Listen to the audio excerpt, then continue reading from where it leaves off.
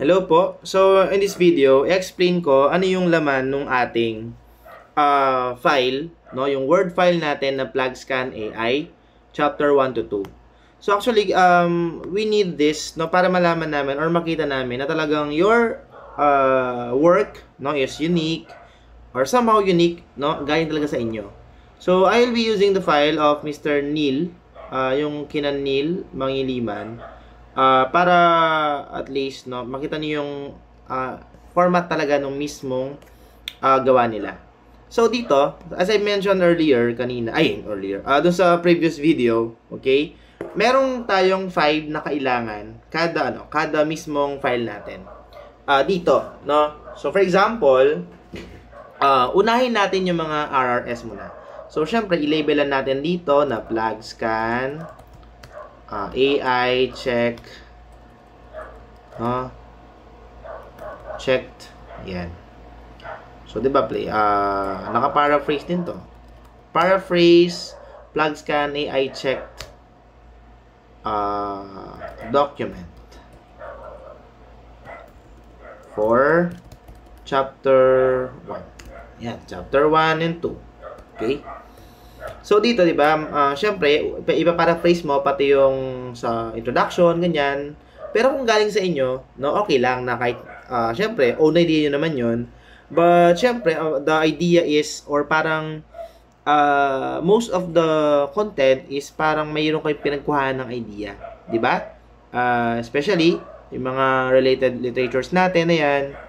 So, dito, una, no, ihiwalay mo yung RRL, no? So, sige, platuin natin. Related studies. Related literature. Yan. Literature. Yan. So, dito, di ba? Para di tayo malito, di ako din malito mag-check. Yan. So, lagyan natin ng label na 1. So, 1 ang gagamitin nating number for related studies. Then, 2 for the literature. So, di ba, under ng studies natin, meron tayong, una, is the local and foreign. So, gawin ko, i-tab ko siya. May lalabas na letter. No? Pero, may option din kayo kung gagamit kayo ng ibang numbering type. So, dito, may option dito na nakalagay. Naka-tablet kasi ako, so hindi ko sure kung paano ko gagawin yun. Pero, pwedeng ganito siya para din malito. 1.2. Yan. So, it is local studies. Then, 1.2, 1.1 pala yun. 1.1, 1.2 is foreign. So, may purpose siya na yung indention kasi para alam ko na, okay, katapat niya to. So, ka-level niya. Then, dito, no, pinapili ko kayo, di ba? If dalawa sa local, talo sa foreign, kayong bahala. No? Basta make sure na dapat is ma-provide nyo yung 10. Okay? So, pwedeng dalawa dito. So, dito, i-indent ko ulit. No? Gawin kong 1.1.1. Then, tab ko ulit. 1.1.2. Tab ko 1.1.3. So, ibig sabihin, tatlo yung ilalagay kong local studies dito. So, dito, no, dito sa ating mismong file natin, una is the ORIG content. No? So, sa ating 1.1.1, so, dapat una pala i-mention mo muna yung title ng study.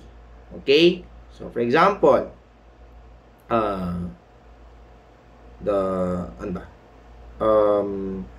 local,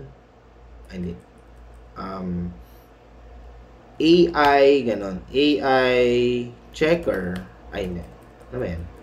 AI cashier system. So, kunyari, no, one study na yan. Kunyari lang po, yan. Yan. Then, ilagay mo dito, no, yung link niya.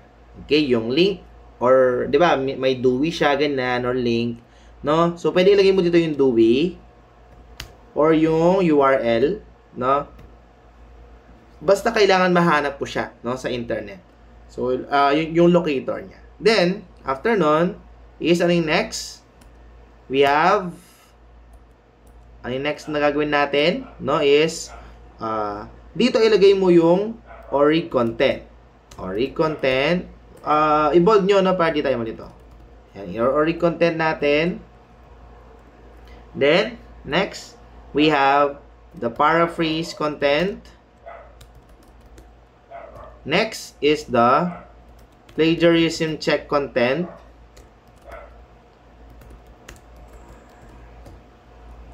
Next is the AI check content. Yan. Okay. So, ito, no? So, nakaisang RL na tayo. So, kunyari, no? Ito yung content. Kunyari lang to, ha? So, kunin ko to. Ito yung first study na nakuha ko. Sample na lang natin, ayan. So, yun yung content. Okay? Babalik ko na lang mamaya, Neil. No, kung nanonood ka ngayon. Balik ko na lang mamaya. Then, we have the original study lahat yung ginawa niya. So, yung screenshots, tsaka yung mga, nilagay niya dun sa mismong file. Ayun. So, na-confuse siguro kayo sa part na yun. Okay lang yan. No? Then, ayan. Ito yung content natin. Then, dito, yung screenshot nung paraphrase content. No? Screenshot. Ay, sige. Yung text na lang pala. Yung text na lang. No? So, dito is text dapat ang nakalagay. Then, dito text din. No? Yung pinaraphrase yung content. Dito yung screenshot. Screenshot with status. Or ano ba yun? Result pala. Result. Na dapat 100% unique siya. Unique. Yan.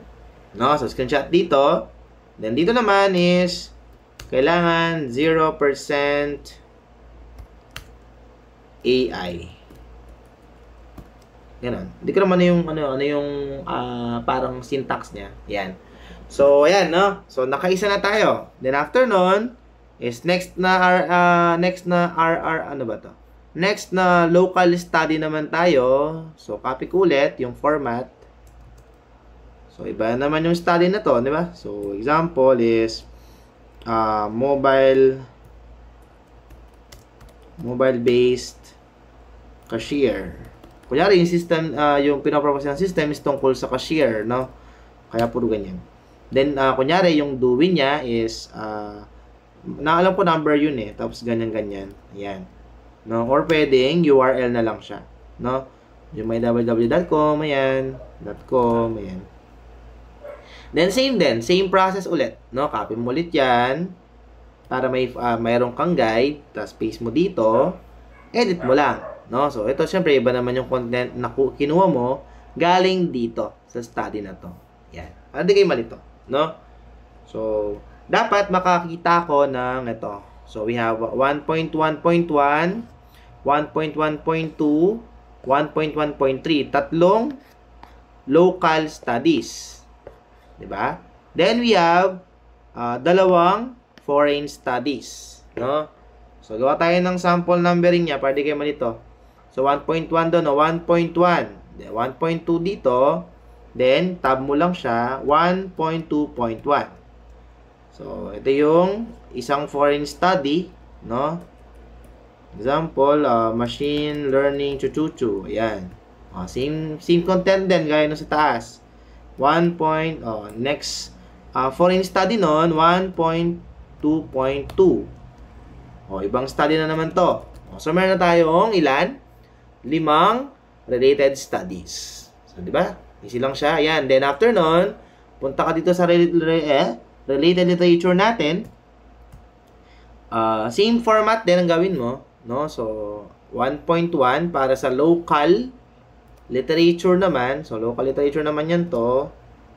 Yan. So, bayin mo lang to. Local literature. Mali spelling. Literature. Yan. Then, ilan yung gagawin mong local literature? Dalawa naman siguro. So, 2.1.1. So, ito yung isang literature. Next is 2.1.2. Ito yung isang literature ulit.